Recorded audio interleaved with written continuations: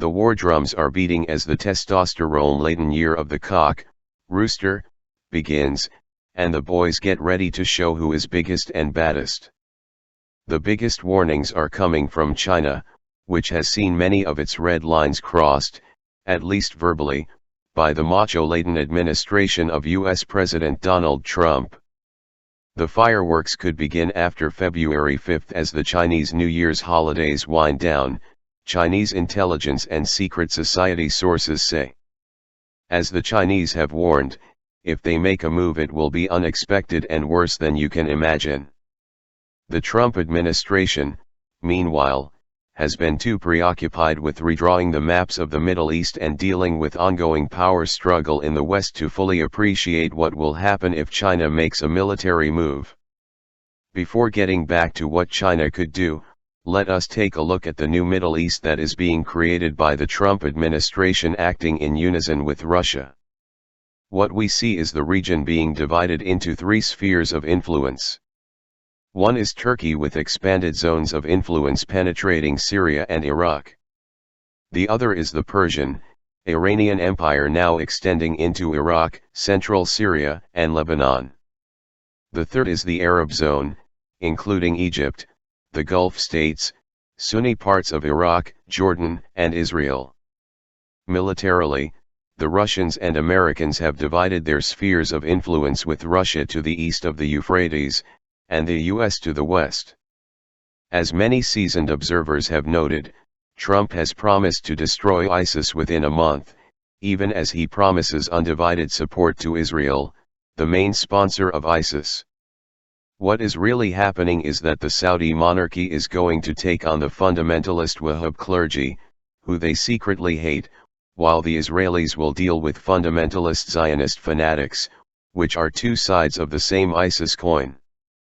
The reward for doing this will be survival for the Gulf monarchies and new pipeline routes for their gas exports to Europe via Israel and Turkey.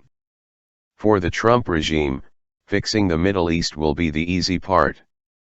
Trump has announced he also plans to take on the hard part, dealing with the Federal Reserve Board by hanging a portrait of Rothschild nemesis, Andrew Jackson, in the White House, Pentagon sources note. This is not something the U.S. military government will be able to solve merely by marching into Fed headquarters and rounding up central bankers, or even by bumping off members of the Rothschild family. It will rather involve dealing with China. Here is how a source close to the Rothschilds described the situation.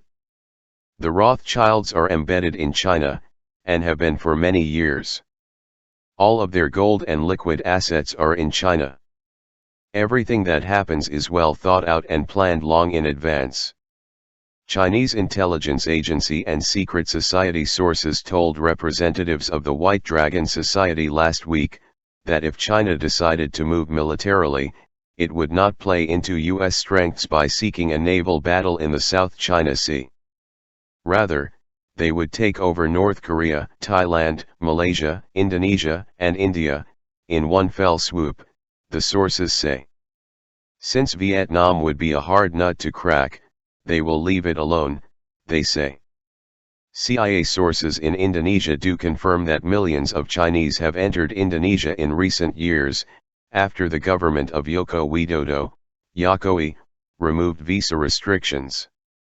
The Indonesians are also still angry about the murder of President Sukarno by the CIA, and subsequent quashing of a Sukarno-Kennedy plan to start a new financial system. For that reason, Indonesians strongly support a new Asian-centered world financial system.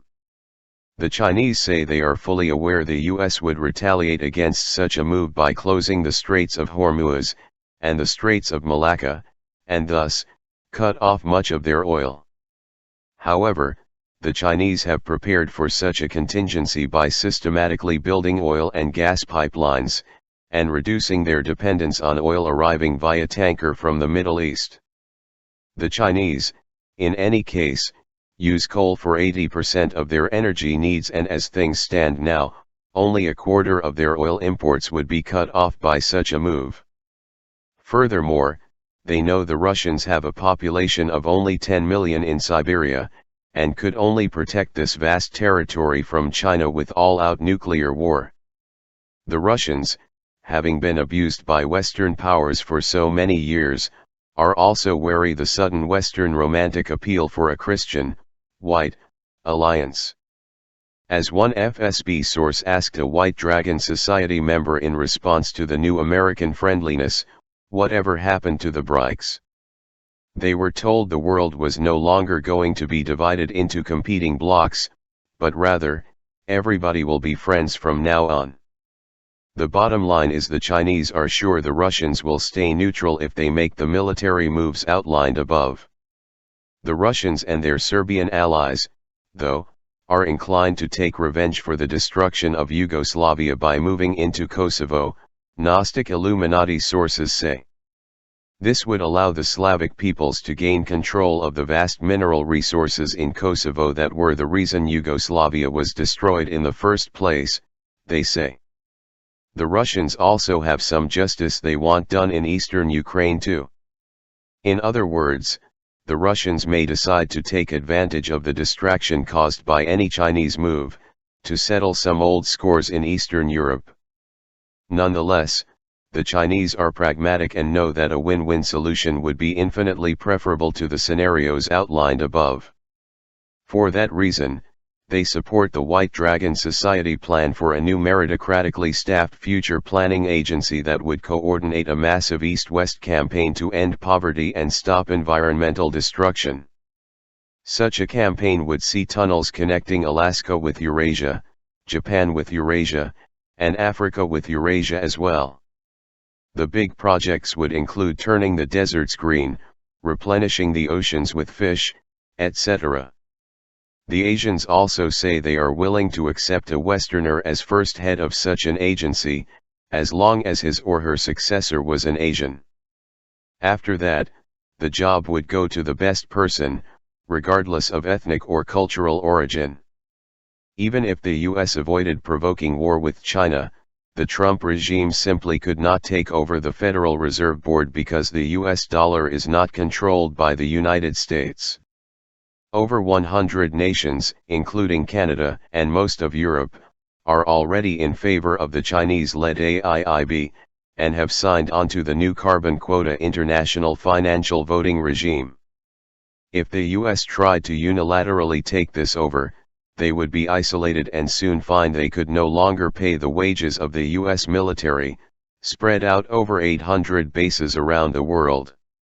The alternative, and this is one this newsletter has long recommended, is for Trump to issue Treasury dollars controlled by the US government. These dollars could be issued in whatever quantities the government wanted to pay for US infrastructure, education, domestic military activities, research and development, etc. Internationally, it would be worth about half of the international US dollar. This would make US industry competitive again overnight, and lead to a huge investment, tourist, and export boom for the US. By contrast, Chinese imports would double in price overnight. In such an event, the Asians have agreed the new future planning agency would continue to finance planet-friendly US military activities around the world. The only other alternative Trump would be to raise tariffs, but, if the example of Argentina after World War II is anything to go by, this would lead to a slow degeneration of an isolationist US into third world status. In any case, these are all issues the Trump administration will get further involved with after its power struggle in the West ends. On this front, Pentagon sources had many new developments to report. After Trump's visit to the Pentagon on January 27, the military may get access to a Brazilian missile base in the Amazon to stop Bush drugs cartels, ISIS, and do covert operations, the sources say. In addition, the sources report that a cabal base in San Diego was blown up on January 24. In yet another development, after Trump's trip to Langley CIA headquarters and General Joseph Dunford's trip to Brussels, the CIA and Europe are now targeting Soros and his non-governmental officers, the Pentagon sources say. Soros the individual is probably dead, but Soros the Rothschild Front organization is now about to be dismantled as well, it seems. The other thing the Pentagon sources had to report is that with drug dealer Joaquin El Chapo Guzman singing like a canary, Trump may send feds to take over Chicago, the center of CIA-linked Mexican cartel drug distribution, while getting rid of Mossad boss, Chicago Mayor Rahm Emanuel. With all of these macho goings-on, it is perhaps a good time to imagine what a calmer, female voice would have to say. While we cannot presume what Queen Elizabeth, who has met 12 US presidents, would say about current events, it is a good bet her advice would be something along the lines of make love not war. On a final note, the visit to Antarctica has been put off for now.